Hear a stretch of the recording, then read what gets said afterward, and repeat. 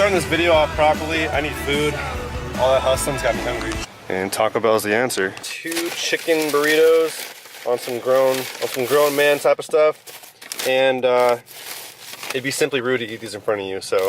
Fun fact, I used to work here in fall of 2014, and that was the last job as an employee I ever had. I was laid off because the company was downsizing, so they moved locations and cut about half their employees.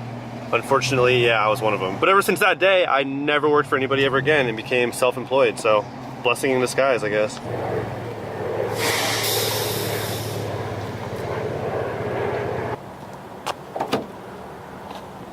A couple videos back, I mentioned that these side steps are really nice to have when it comes to hopping into the cargo area of your truck. I wasn't lying. Also, a few weeks ago, I bought a new couch and I haven't took the string out yet that I tied it down with. I actually didn't tie it down. The guy who worked at the furniture store did.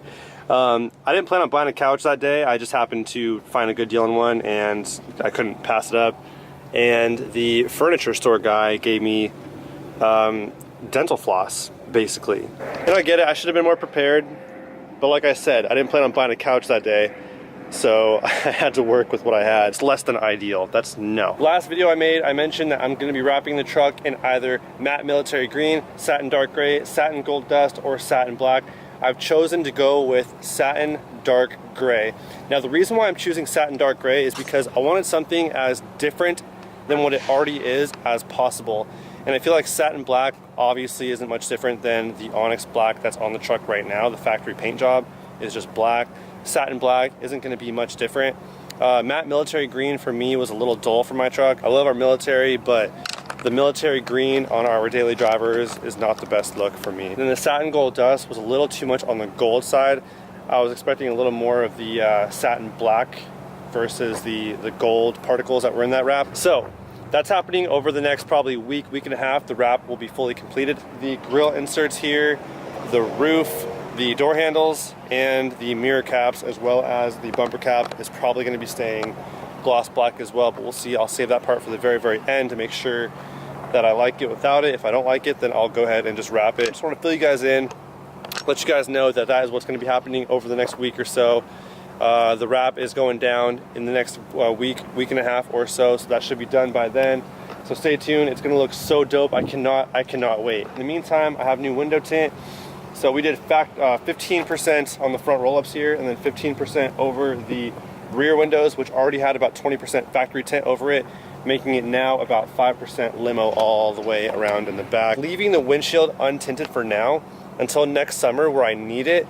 In the meantime, I'll deal. It's not hot out anymore. I live in Southern California and it is wintertime, but I'm hyped. I can't wait for the trunk to be wrapped. I love, like, little backstory on me. So as a child, I've always loved cars. I went through a little tuner phase, and then I just loved luxury cars, but I've always kind of fallen back to like trucks. I've always loved the lifted ones with the bigger tires. I mean, I love everything. I was never partial to anything really, but I've always loved cars in general is my point. As a kid, like all those games I would play, all the toy cars I would buy, like I would always buy those, or always have my parents buy me those like craft cars you buy from Michael's. And the best part to me about that was painting it myself, choosing the color, putting stickers on it. The video games like Need for Speed, like changing the color of the car, throwing lights like neon underglow on it. The Fast and the Furious movie, the very first Fast and the Furious movie, where the opening scene was like the 3 black Honda Civics with the green neon underneath it. I lost it. That was so cool to me. And for me personally, that's always been the coolest thing is like the aesthetics of the outside of the car. It's just unreal that I get to do what I love to do, turn my childhood passion into my career job. I started the business, a couple of years ago, doing auto detailing. And then I transitioned it into higher end services when I started practicing how to do things.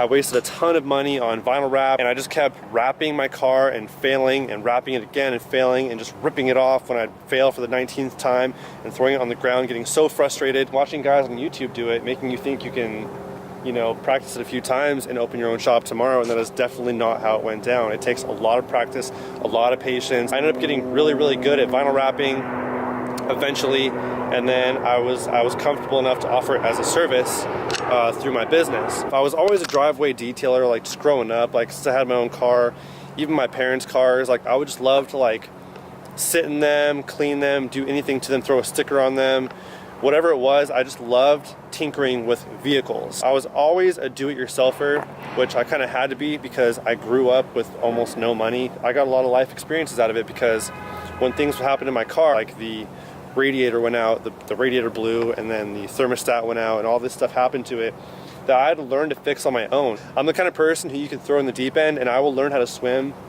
without a doubt. Make sure you do what you love to do and do it to your fullest ability, and things will come along the way from there. Great things happen from there when you have no expectations.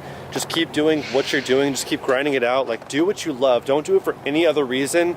Like, don't do it for the money, don't do it for the status, don't do it for anything that's outside of what you're feeling in your heart. So I've just always freaking loved cars. You can ask me about the drivetrain, the horsepower, torque, all that good stuff, all those engine specs. I just don't care. Like, when people talk about, you know, this car has this many pound-feet of torque and this much horsepower, I've just never really cared that much. For me, it doesn't matter how fast you can go from one red light to another.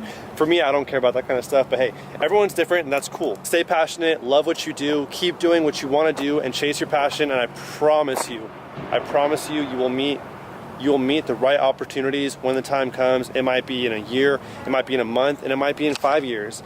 But just keep on keeping on. Don't let anything break you down. Don't let competition break you down. It's always good to, you know, make sure that you're ahead of the competition in some way, shape, or form.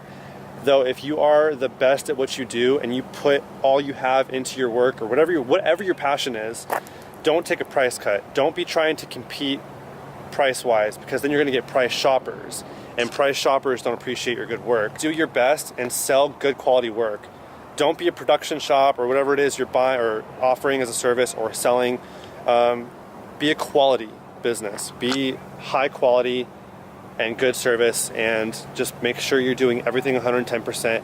I couldn't be more passionate about that. Just do everything you can to make sure everything is just perfect when it comes to your service or your product, and all good things will follow from there. Stay tuned for the next week's video because I'll probably have at least half the truck wrapped. I'm not gonna wrap the entire truck over a 2-day period because I have a lot of work happening, a lot of moves being made in the next week or 2 weeks or so. So I haven't had a whole lot of time to film good content for you guys. But with that being said, I'm gonna be wrapping the truck very slow. It's gonna be on downtime or in between other projects that I'm already working on. So I'm gonna be doing it most likely panel by panel, so it might take about a week or so, but stay tuned because it will be done over the next, well, we'll see. Stay tuned and I'll catch you guys on the next video. Good night.